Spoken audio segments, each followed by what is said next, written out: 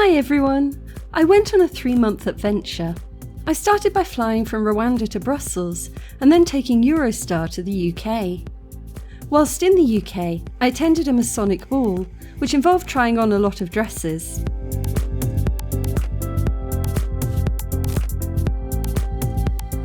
I had a pint at my local and explored some English churches and traditional crafts. Then it was on to The Hague with my cousin, where we hung out on the beach, looked at weird sculptures, and drank beer. Next, I took a bus down to Brussels, where I explored chocolate, beautiful architecture, crazy graffiti, and rude pastries. There was also a stunning piano collection and a Van Gogh exhibition. From there, I crossed into France on a train bound for Lyon, where I discovered a sumptuous golden basilica, Our Lady of Africa, a stunning Roman amphitheatre, and a really creepy museum full of marionettes. I continued my train journey south to Narbonne to reunite with an old friend. Cake was involved. We looked at Roman artefacts, wandered around the expansive market, and there was even a day at the beach. From there, I took a 10-hour overnight bus down to Finestrat in southern Spain, where I spent 3 weeks on a friend's couch, painting pebbles on the beach, visiting an ancient Spanish castle, and enjoying the nightlife. We also indulged our love of urbex, visiting a creepy abandoned house that unlocked itself at night, and an abandoned children's tuberculosis sanatorium, among other creepy places. Then we headed off to Morocco, a country I'd never been to before. There was a traditional Berber pharmacy in Fez, full of treasures, a city called Chefchaouen, which was entirely blue and full of fossils, snails at the market in Marrakesh, and a visit to Essaouira, the setting for Game of Thrones, complete with Jimi Hendrix Cafe. I went for a sunset beach ride before flying back to Spain, this time to Malaga, where I gorged myself on churros, took a carriage ride, enjoyed the beautiful park, and soaked up some Spanish culture. From Malaga, I flew back to Brussels for a few days of unadulterated shopping and to fuel my unhealthy slushy addiction. From there, my final flight brought me home to Rwanda. Hi guys, so I've been back in Rwanda now for about 2 months. My travel videos are a little bit behind where I actually am, but now everything's caught up again. If you missed any of the adventure, I will leave a link to the playlist below and you can follow everywhere that I've been over the past 3 months, down through Europe, into Morocco. And I would love to hear where you enjoyed the most. Was there a city or an experience or a whole country that you thought was really interesting? Let me know below. So I'm back now and I arrived just as the long dry season was ending. So here we have 4 seasons in the year. In sort of like the north and south hemisphere, you tend to have hot and cold seasons, but here on the equator we tend to have wet or dry seasons. So it was the end of the long dry season, so about 3 months without any rain at all, and I arrived back just as the rain broke. Hi guys, I don't know if you can hear this. I don't know if the mic will pick it up. That's traditional singing. It is the breaking of the long dry season. So you might not see this until a few weeks, maybe a month or so later, because I've been busy catching up with my travel vlog. The long dry season is about 3 months without any rain, and this year was really, really hot. So I came back at the tail end of the dry season. And my friend Bonane, he told me, he said, you know, this year it's been particularly hot, and it's been in the 30s, which is really, really unusual here. And he said because it's really hot, it means that the rain's gonna come early this year, and he was right, because he told me that about a week ago.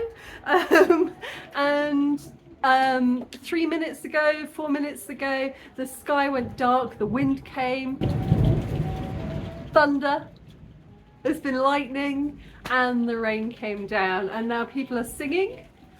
I really hope you can hear that. But yeah, people are singing, people have been out dancing.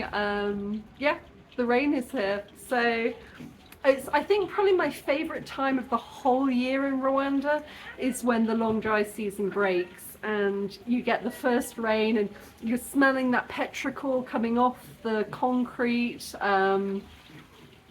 Oh, it's just lovely. It's really great. I mean, like in another month or so, I'm going to be really annoyed because I won't be able to dry my washing because it won't stop raining. But the first rain of the season is just, oh, it's fantastic. So that was really swiftly followed by an incredible lightning storm. So Rwanda is one of the lightning capitals of the world, but even for here, this was spectacular. It went on for about 2 hours straight.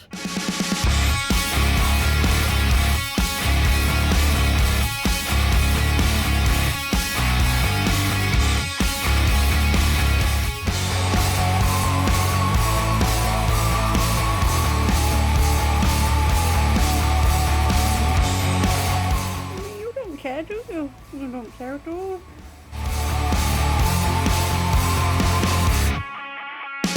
And then a couple of weeks ago we had quite a significant earthquake. Now we are in an earthquake zone, so this isn't unheard of. We tend to get a bit of a tremor once every year or 2 years, and it's never usually anything to worry about, except when Nyiragongo volcano is going off, and then we take a bit more notice. But it's also kind of interesting because seismology websites don't always agree. So if you Google just after an earthquake, you tend to get one reading. But I quite like to use a different website called Volcano Tracker, which also tracks earthquakes. And that one allows people around the world to report earthquakes that they've actually felt. They usually take a little bit longer to come in with their data, and their estimates are often a little bit lower than what you tend to find immediately on Google. So I have no idea which one of these is more accurate. Having felt it in Kigali, I feel like the earthquake tracker is probably a little bit more accurate. But if you know more about how these things are monitored, I would love to know as well. So drop it in the comments below. Now, in between all of that, I've been fixing quite a few pianos, especially over at my friend's music studio. And he's just been gifted a player piano. So a player piano is a piano that plays itself. It's really exciting, and if you'd asked me about things I thought I would never see in Rwanda, that was definitely one of them. So hopefully over the next few months, we're going to be trying to repair that and renovate that, and I'll give some updates. So whilst I was on the road, it was really easy to think of video ideas. I was just documenting everywhere that I was going and the things that I was seeing and a lot of the things that I was eating. But now that I'm back, I'm actually not too sure which direction to take this channel in.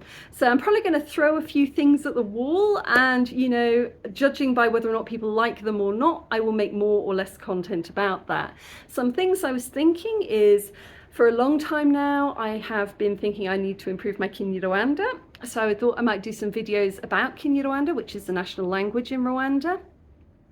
I was also thinking about doing some more videos about culture, and if you are moving to Rwanda, what to expect, what you might find complicated or what you might enjoy. I also thought I might cover a few news stories from within Rwanda that don't make it outside the country. So interesting things, funny things, weird things, things that people outside Rwanda don't always hear about, because I think local news can be really interesting sometimes. I thought perhaps I might also talk a little bit about development work, which is the sector that I work in, and explain some of the things that that involves and some of the interesting projects that I've been involved in from time to time. And, you know, I will as well do a few travel videos now and again when I'm out and about in Rwanda or in Kigali. But yeah, I'm not too sure which direction to take this in. So if you've got a preference, if there are things that you really want to know about, let me know below and I will try to cover them.